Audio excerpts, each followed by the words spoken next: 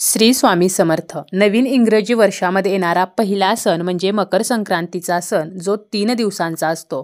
पहिल्या दिवशी असते ती म्हणजे भोगी, दुसऱ्या दिवशी संक्रांत आणि तिसरा दिवस म्हणजे किंक्रांत म्हणजेच संक्रांतीची कर. तर अशा या संक्रांतीला अनन्यसाधारण महत्त्व आहे. यंदा 13 जानेवारी 2025ला भोगी असणार आहे, 14 जानेवारीला संक्रांत आणि 15 जानेवारीला किंक्रांत असणार आहे. तर भोगीच्या दिवशी काही वस्तू ज्या आहेत तर त्या घरामध्ये आणायच्या आहेत. त्याचप्रमाणे भोगी का साजरी केली जाते, या सणाचे काय महत्त्व आहे आणि भोगीच्या दिवशी कोणत्या चुका करू नयेत, तसेच भोगीच्या दिवशी जर हळदी कुंकू केले तर चालते का, अशी संपूर्ण माहिती आपण या व्हिडिओमध्ये पाहणार आहोत. व्हिडिओला सुरुवात करण्या अगोदर तुम्ही जर चॅनलवरती नवीन असाल आणि पहिल्यांदाच माझे व्हिडिओ पाहत असाल तर चॅनलला सबस्क्राईब करा. व्हिडिओ माहितीपूर्ण वाटला तर व्हिडिओला लाईक करा. मकर संक्रांतीचा जो दिवस आहे तर तो सौभाग्यवतींसाठी अत्यंत खास मानला जातो, कारण या दिवशी वौसा जो आहे तर तो घेतला जातो. त्याचप्रमाणे या दिवशी तिळगुळ जो आहे तर तो सुद्धा एकमेकांना दिला जातो. याचे शास्त्रीय कारण म्हणजे काय, तर तीळ आणि गूळ हे उष्ण पदार्थ आहेत आणि शरीराला या दिवसामध्ये उष्ण व स्निग्ध पदार्थांची गरज असते. त्याचप्रमाणे या सणाला हलव्याचे दागिने आणि काळे वस्त्र घालण्याची सुद्धा परंपरा आहे. लग्नानंतर पहिला संक्रांतीचा सण जर आलेला असेल तर सुनेला हलव्याचे दागिने घातले जातात. त्याचप्रमाणे लहान मुलांचे सुद्धा बोरनान जे आहे तर ते केले जाते.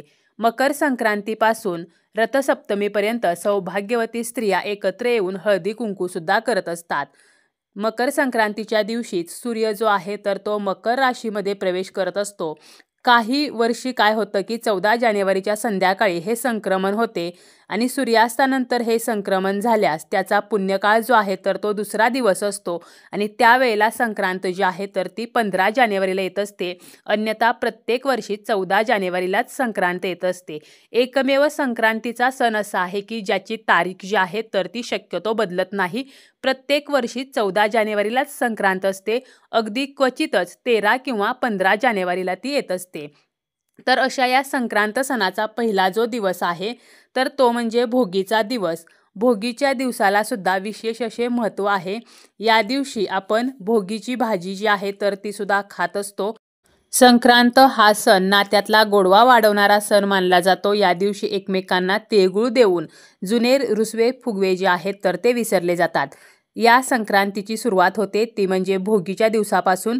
भोगी या शब्दाचाच अर्थ आहे तो म्हणजे उपभोग घेणारा. निसर्गाने आपल्याला जे काही दिले आहे तर त्याचा पुरेपूर उपभोग घेणे म्हणजे भोगी. भोगीच्या दिवशी भगवान इंद्राला आळवले जाते, त्यांना स्मरून पूजा केली जाते. असे म्हणतात की इंद्रांनी पृथ्वीवरती अमाप पीक यावे म्हणून प्रार्थना केली होती. त्यामुळे आजही शेतामधून तयार होणाऱ्या पिकांवर सर्वजण भूक भागवतात आणि हे चक्र असेच अविरतपणे सुरू राहावे म्हणून भोगीच्या दिवशी त्याप्रती कृतज्ञता व्यक्त केली जाते. या दिवशी खास करून तीळ लावलेली बाजरीची भाकरी आणि एकत्र भाज्या म्हणजे ज्याला आपण खेंगट म्हणतो, भोगीची भाजी, तर ते खाण्याची परंपरा आहे. वर्षभर बळीराजा जो आहे तर तो आपल्या शेतातून अशीच पिके पिकवित राहो आणि पृथ्वीवरील मानवाची व प्राण्याची भूक भागवत राहो अशी प्रार्थना या दिवशी केली जाते. तसेच या दिवशी आपण जी भाजी बनवतो तर त्यामध्ये सर्व शेंगभाज्या, पावटा, वाटाणा, घेवडा, वांगी, बटाटा, तर अशा सर्व ज्या भाज्या आहेत तर त्या एकत्र करून ही भाजी जी आहे तर ती बनवली जाते. मकर संक्रांतीचा आदला जो दिवस आहे तर हा दिवस म्हणजे भोगी. न खाई भोगी तो सदा रोगी, तर अशी सुद्धा एक म्हण प्रचलित आहे. तामिळनाडूमध्ये हा सण भोगी पोंगल, तर पंजाबमध्ये लोहिरी, तसेच राजस्थानमध्ये उत्तरावण म्हणून साजरा केला जातो. या दिवशी जुन्या वाईट गोष्टींचा त्याग केला जातो. त्याचप्रमाणे या दिवशी स्नान करताना आंघोळीच्या पाण्यामध्ये तीळ टाकून त्या पाण्याने स्नान केले जाते. संक्रांतीच्या दरम्यान थंडी असते आणि त्यावेळेला आपले शरीर जे आहे तर ते उलते. गरम पाण्यामध्ये तीळ टाकल्यामुळे त्या तिळातील तेल पाण्यामध्ये उतरते आणि आपल्या शरीराला लागते. त्यामुळे आपल्या शरीरासाठी असे स्नान अत्यंत फायदेशीर ठरते. त्याचप्रमाणे मुगाच्या डाळीची खिचडीसुद्धा काही भागामध्ये भोगीच्या दिवशी खाल्ली जाते. भोगीच्या भाजीचा नैवेद्य जो आहे तर तो सुद्धा देवांना दाखवला जातो. त्याचप्रमाणे गाईला सुद्धा तो घास दिला जातो. भोगीच्या माध्यमातूनच संतुलित आणि पौष्टिक आहार घेण्याचा सल्ला ही गावाकडची संस्कृती आपल्याला देत असते. पदार्थांमधून आपल्याला उष्णता मिळत असते आणि अशा या पदार्थांमधून उष्णता घेऊन शेतकरी पुन्हा कामाला लागतो. संक्रांतीच्या वेळी थंडी असते म्हणून गरमागरम पदार्थ आणि मिक्स भाज्या खाणे शरीरासाठी फायद्याचे असते. आणि तीळ आणि बाजरीची भाकरी जी आहे तर यामध्ये उष्णता असते म्हणून खास करून भोगीच्या दिवशी तीळ लावलेली बाजरीची भाकरी आणि मिक्स भाज्या ज्या आहेत तर या खाल्ल्या जातात.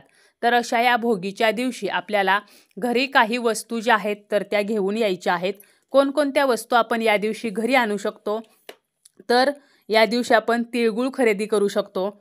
ज्या वस्तू आपल्याला दान करायच्या आहेत, म्हणजे आपण मकर संक्रांतीला ज्या वस्तू दान करणार आहोत, जसं की ब्लँकेट असेल, शुद्ध तूप असेल किंवा पितरांसाठी जर काही दान करायचे असेल किंवा आपण जे वाण एकमेकींना देत असतो तर हे वाण जे आहे तर याची सर्वांची खरेदी जी आहे तर ती आपण भोगीच्या दिवशी करू शकतो. भीष्म पितामह जे होते तर ते बऱ्याच दिवस मृत्यूशय्येवरती पडून होते. त्यांना इच्छामरणाचे वरदान होते, तर त्यांनी सुद्धा उत्तरायण कालावधी हा मृत्यूसाठी निवडला होता, कारण या काळामध्ये ज्यांचा मृत्यू होतो तर त्यांना मोक्षाची प्राप्ती होत असते.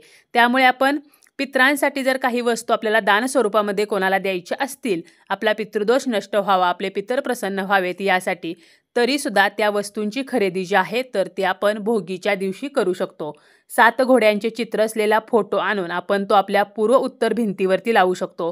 त्याचप्रमाणे आपल्या आर्थिक समस्या कमी व्हाव्यात, घरातील नकारात्मकता दूर व्हावी, कुटुंबातील सदस्यांचा रविग्रह जो आहे तर तो मजबूत व्हावा, अडकलेली कामे जी आहेत तर ती पूर्ण व्हावीत, तर यासाठी पूर्व भिंतीवरती 7 घोड्यांचे चित्र असलेला फोटो जो आहे तर तो आपण लावू शकतो. घोडा म्हणजे गती, घोडा जो आहे तर तो चपळ आहे, तो धावताना अतिशय चपळपणे धावतो. तर त्याचप्रमाणे बघा, सूर्याच्या रथाला सुद्धा 7 घोडे आहेत, त्यामुळे 7 घोड्यांचे चित्र जे आहेत तर ते आपण या दिवशी नक्कीच खरेदी करू शकतो. यातील जे घोडे आहेत तर ते पांढरे असावेत. त्याचप्रमाणे तांब्याचा सूर्य जो आहे तर तो सुद्धा आपण खरेदी करू शकतो.